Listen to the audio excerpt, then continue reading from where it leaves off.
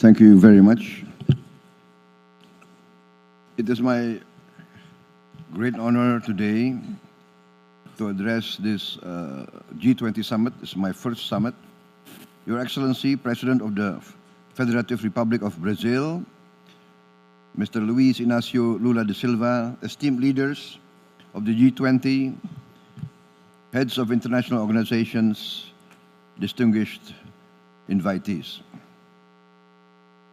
I would like to express our sincere gratitude and highest appreciation to President Lula for his leadership and his guidance in advancing the aspirations of the Global South at the G20 this year.